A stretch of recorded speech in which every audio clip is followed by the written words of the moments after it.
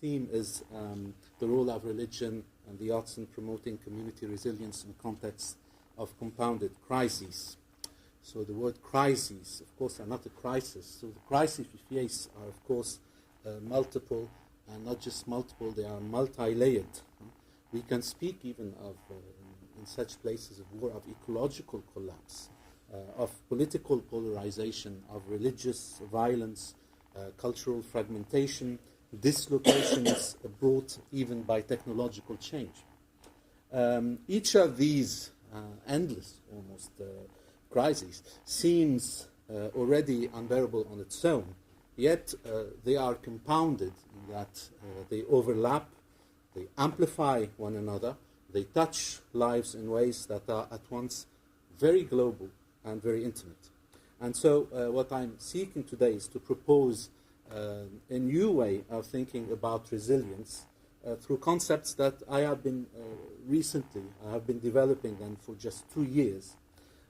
And they are particularly the concept of a new philosophy I'm founding, the concept of the dual, al-Muthanna في العربي, اللغة العربية, and the notion of ahd, which appeared to me in the translation of Fath al-Miskini of the term Iraignis, the event, but that translates a pact as an event as such.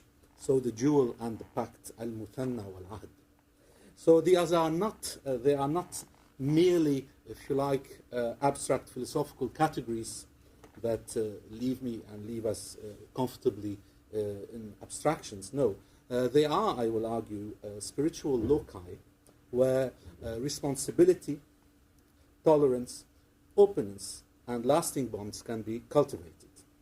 I want to show, in other words, that this notion of the Muthanna, the dual, and the pact, al-ahd, thought religiously also, open a space of resilience that involves both religion and the arts, and that resists the logic of isolation, of violence, and rupture that so often dominates our time. So with the dual, I start with the dual. In Arabic grammar, as you know, we have 3 numbers. We have the singular, the dual, and the plural. The dual is not simply 2 in the arithmetical sense. It is a grammatical form that insists on a relational unity between 2 distinct beings, however we decide our being is to be considered, without collapsing ever then the 2 into one, or dispersing them into the many, as Deleuze, for example, wishes to do, which I oppose in this philosophy. Philosophically, then, I have explored not just this dimension, rather known and already a little bit exploited by Musa Wehbi, a philosopher in Lebanon who's deceased. I explored the ontological dimension of the dual as a new foundational concept. It resists 2 opposite temptations.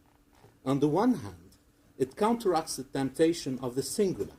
In other words, the isolated I, or the self-enclosed community that excludes all others. On the other hand, it thwarts the temptation of the universal all, the abstract one that dissolves differences into sameness. It is also not dualism in any way as rejected by someone like Deleuze. The dual, I say that because the dual is a concept and category always of relation. In other words, it preserves difference while sustaining connection. It is a tension, not a fusion, and it is a dialogue, not a monologue, a shared space where 2 voices, 2 beings, 2 communities, or even 2 traditions stand together without erasing one another. In context, then, of compounded crises, this logic of the dual becomes crucial. Too often, crises push us into binaries, friend versus enemy, us versus them, believer versus unbeliever. These binary logics harden identities and accelerate conflict. The dual offers another possibility, a way to inhabit difference without turning it into enmity, and a way to preserve identity without collapsing into isolation. But the dual alone is not enough. Relation requires a form of commitment, a bond, in other words, that endures over time. Here enters then the second concept, al-ahd, the pact, Iraqis in that sense. In religious traditions, the language of covenant and pact is central. We may think of the covenant between God and Israel, of the mithaq in Islam, which is even outside time, of the sacramental bond in Christianity. These are not fleeting agreements, but enduring commitments that bind without enslaving, that open without dispersing. In philosophy, much has been said in recent decades about the event, whether in Heidegger's Ereignis, in Badiou's revolutionary rupture, or in Deleuze's notion of surface and becoming. My proposal then here is different. It is to think the event not as a rupture, but as a pact. A pact is an event of relation.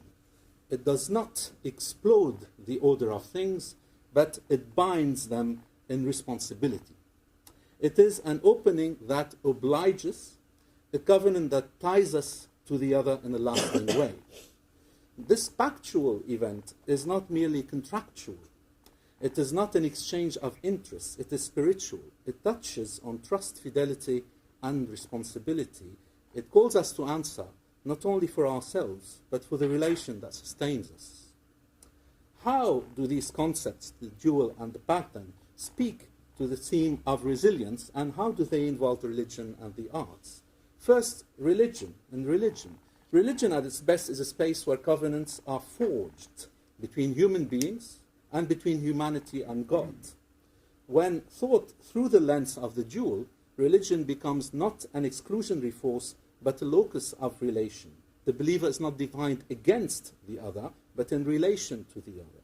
Tolerance, then, is no indifference, but fidelity to the pact that difference requires. Responsibility is not abstract, but concrete. Responsibility for the other, who stands with me in the space of the dual. And secondly, the arts. The arts embody the logic of the dual in their very form. Rhythm in music is always relational. One beat responds to the other. In painting, colors exist not in isolation, but in tension and harmony. In poetry, words echo and call to one another across lines and stanzas. The arts create resilience by training us to inhabit relation, to live in tension without collapse. Religion and the arts together then provide what I would call a spiritual topology of resilience. They shape spaces where communities can withstand crises, not by denying difference, but by cultivating openness, not by rejecting tension, by transforming tension into dialogue. Let me draw then, to finish, I'm at 8 minutes, these threads together around 4 key terms.